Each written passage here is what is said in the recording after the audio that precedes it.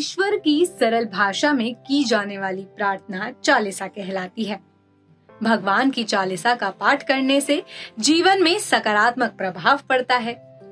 ये पद्यात्मक पंक्तियां 40 छंद की होने के कारण चालीसा कहलाती हैं।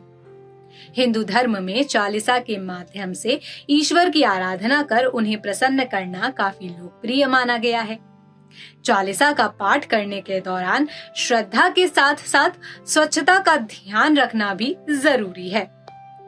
वैसे तो कई देवी देवताओं की चालीसा का पाठ लोग करते हैं, जैसे शिव चालीसा, दुर्गा चालीसा, शनि चालीसा इत्यादि, लेकिन हिंदू धर्म में हनुमान चालीसा का महत्व सबसे सर्वश्रेष्ठ है। हिंदू धर्म की मान्यताओं के अनुसार हनुमान जी को अमरता का वरदान मिला था। मान्यता है हनुमान जी आज भी धरती पर विराजमान हैं और जहाँ कहीं भी रामचरितमानस या हनुमान चालीसा का पाठ होता है, वहाँ वो किसी न किसी रूप में अवश्य आते हैं। इसलिए हनुमान जी को सबसे शक्तिशाली माना जाता है। ऐसे में आइए जानते हैं हनुमान चालीसा का पौराणिक और वैज्ञानिक महत्व क्या है। लेकिन उससे पहले अगर आपने हमारा चैनल न्यूज नेशन श्रद्धा अभी तक सब्सक्राइब नहीं किया है तो अभी ही कर लें। इसके साथ ही बेल आइकन प्रेस करना ना भूलें ताकि जब भी कोई नया वीडियो आए तो आपको तुरंत नोटिफिकेशन मिले। सबसे पहले आपको हनुमान चालीसा का महत्व बता देते हैं। पुरातन काल से ही ईश्वर को प्रसन्न करने के तरीके चले आ रहे हैं। उन्हीं में से एक है चालीसा।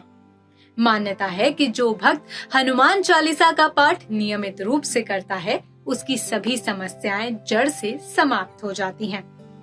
हनुमान चालीसा एक बेहद सहज और सरल बजरंगबली की आराधना में की गई एक काव्यात्मक 40 छंदों वाली रचना है। तुलसीदास जी बाल्यावस्था से ही श्री राम और हनुमान के भक्त थे, इसलिए उनकी कृपा से उन्होंने महाकाव्यों की रचना की। मान्यता है कि हनुमान चालीसा के पाठ से कई तरह की तकलीफों का नाश हो जाता है और घर परिवार में सुख समृद्धि के साथ आरोग्य का वास होता है। यदि किसी कारण मन अशांत है तो हनुमान चालीसा के पाठ से मन को शांति मिल सकती है।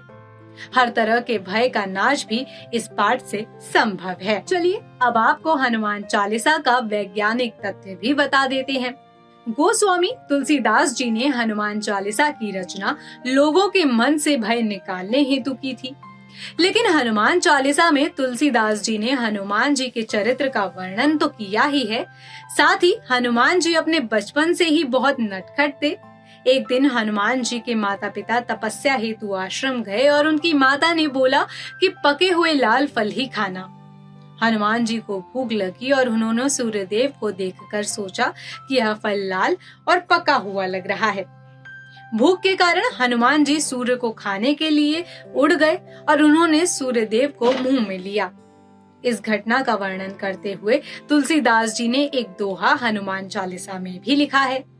इस दोहे में पृथ्वी से सूर्य की दूरी बताई गई है। दोहा इस प्रकार से है। जुग सहस्त्र योजन पर भानु, लिल्योताहि मधुर फल जानू। इस दोहे का अर्थ सरल भाषा में ये है कि हनुमान जी ने सहस्त्र योजन की दूरी पर स्थित भानु अर्थात सूर्य को मीठा फल समझकर खा लिया था।